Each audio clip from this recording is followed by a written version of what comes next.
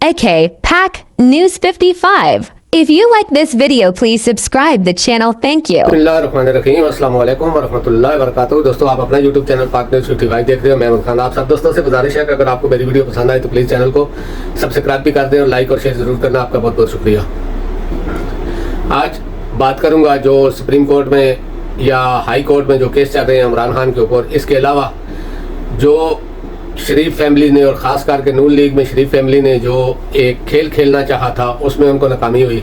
फिर उसके बाद नवाज शरीफ को लंदन से कौन ला रहा है और इमरान खान क्यों बुरा लगता है एस्टेब्लिशमेंट को। इसके अलावा जुनैद सफ्तर की तलाक, इस पर बात करूँगा।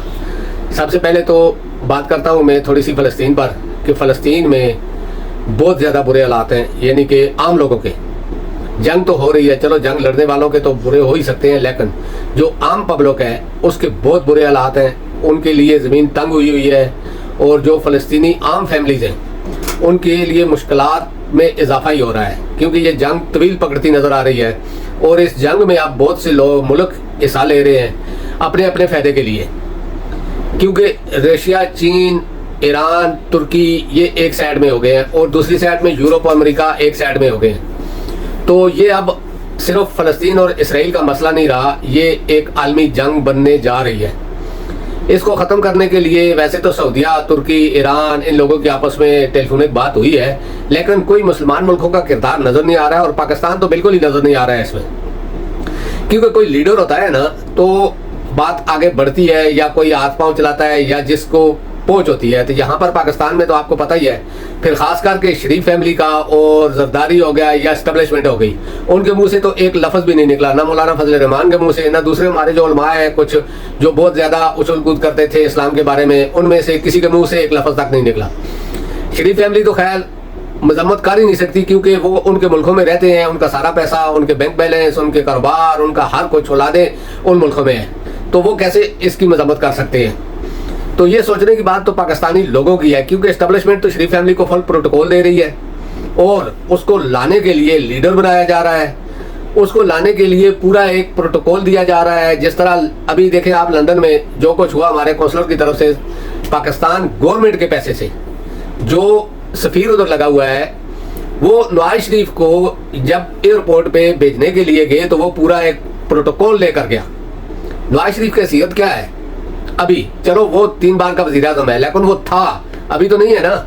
अभी तो वो एक मुजरिम है, सजा याफ्ता मुजरिम है, उसको कोई रिलीफ या कोई इस तरह की चीज़ तो नहीं हुई, वो तो मुजरिम है और सजा याफ्ता है। तो एक सजा याफ्ता शख्स मुजरिम को अगर हमारे सफ़ीर, पाकिस्तान के टैक्स के पैसों पर पलने वाले सफ़ीर इस तरह प्रोटोकॉल देंगे तो आप समझ जाए कि नवाज शरीफ के साथ कौन है। नवाज शरीफ के साथ हमारी एस्टेब्लिशमेंट है और पूरा हाथ उन्होंने शरीफ फैमिली के ऊपर रखा हुआ है, ये सामने नजर आ रहा है। क्योंकि देखिए पाकिस्तान में भी सिर्फ एक ही पार्टी ऐसी है जिसको जलसे जुलूसों की भी इजाजत है और पूरे प्रोटोकॉल के साथ निगरान हुकूमतें सारी उनका साथ दे रही हैं। पंजाब हुकूमत, खैबर पख्तूनख्वा हुकूमत, सिंध, बलूचिस्तान, सारी हुकूमतें यानी कि उनका साथ दे रही हैं। तो उनके पीछे कौन है ये भी आप जानते हैं। तो ये बात तो हो गई नवाज शरीफ की। अब बात करता हूँ थोड़ी सी पाकिस्तान में जो अदालत में साइफर केस का जो उलिया बिगाड़ा गया है, यानी कि तोशा खाने के बाद एक ही केस इन्होंने ऐसा बनाया था कि जिन पर इनको 100% उम्मीदें थी, लेकिन कल हाई कोर्ट में जो वकला ने उसके बखिए उधेड़े इमरान खान के वकला ने, तो जो FIA के वकला हैं उनको भागने का रास्ता नहीं मिल रहा था। यानी कि हम तो जानते हैं कि ये इस्लामाबाद हाई कोर्ट के जो चीफ जस्टिस हैं वो किसके इशारों पर नाचते हैं, फैसले महफूज होते हैं, फिर फैसले उनके पास जाते हैं, वो आगे से फैसले को जिस तरह वो चाहे उस तरह का फैसला हमारे चीफ जस्टिस सुना देते हैं। तो हाई कोर्ट में भी कल ऐसा ही हुआ कि फिर सोमवार तक इस केस को मुलतवी किया गया। सोमवार को इसकी समाअत रखी गई। जुम्मा के दिन इसलिए नहीं रखी गई थी क्योंकि जुम्मा जो है वो आप जानते हैं कि नून लीग पर भारी पड़ता है, तो इसलिए जुम्मा की समाअत नहीं रखी गई और ये किसी की ख्वाहिश पर नहीं रखी गई। और अब मंडे को इसकी फिर समाअत है, लेकिन जो आर्गूमेंट इमरान खान के वकला ने दिए उनसे अगर थोड़ा सा भी हक पर फैसला है ना तो इमरान खान के नज़दीक से भी ये साइफर नहीं जाता है, इसमें शहबाज शरीफ फंसता है। और शहबाज शरीफ के ऊपर FIR के लिए भी दरख्वास्तें जा चुकी हैं। वजह यह है कि इमरान खान के पास तो ये साइफर थोड़ा सा रहा, ज्यादा रहा तो शहबाज शरीफ के पास, क्योंकि ज्यादा साइफर का केस जो था या साइफर था वो शहबाज शरीफ की हुकूमत में इनके पास था। और ये तो सामने हर चीज सामने आई हुई थी।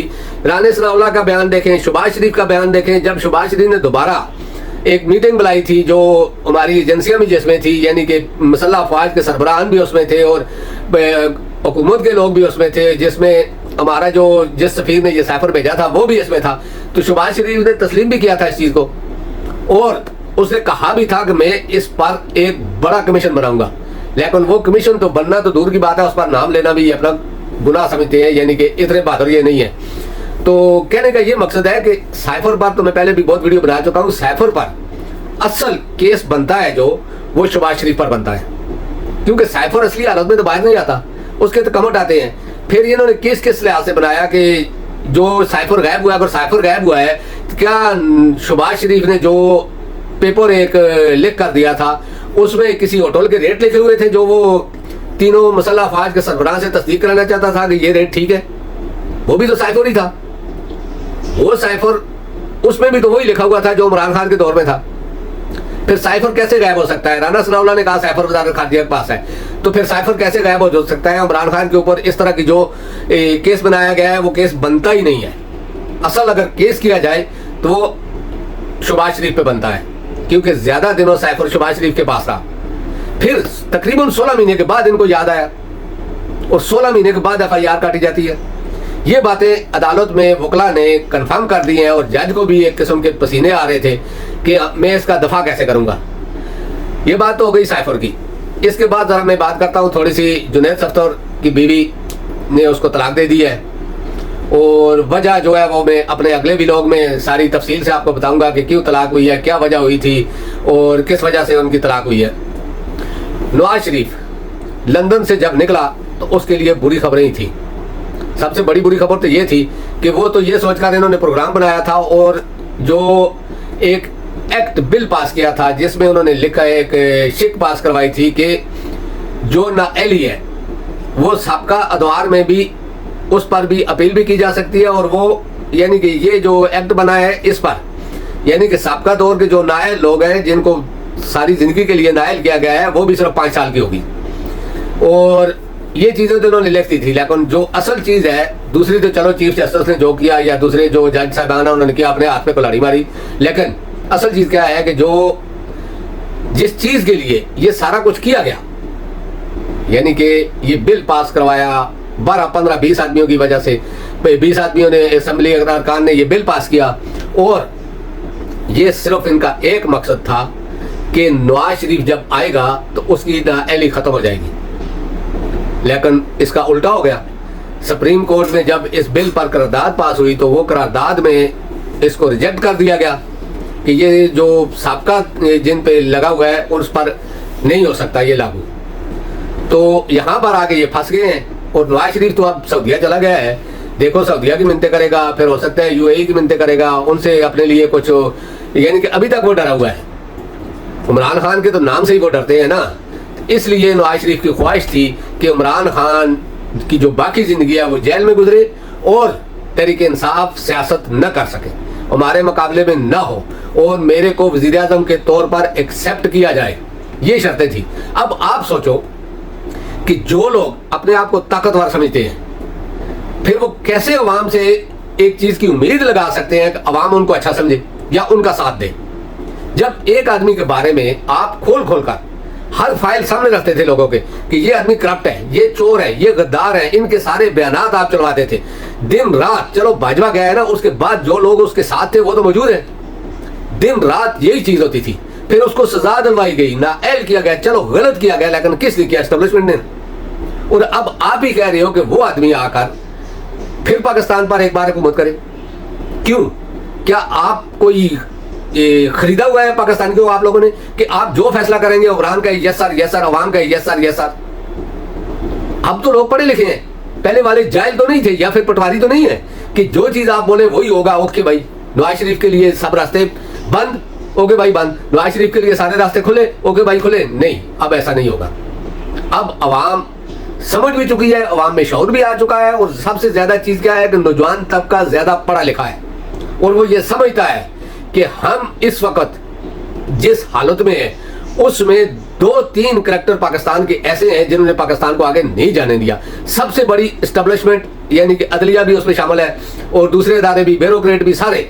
उसके बाद शरीफ फैमिली और जरदारी फैमिली और मौलाना फजल रहमान, ये 3 करैक्टर 4 करैक्टर ऐसे हैं जिन्होंने पाकिस्तान को आगे बढ़ने नहीं दिया। पाकिस्तान के मुकाबले में दूसरे मुल्कों को देख लो, वो कहां पहुंच चुके हैं। अब बात करता हूं इमरान खान।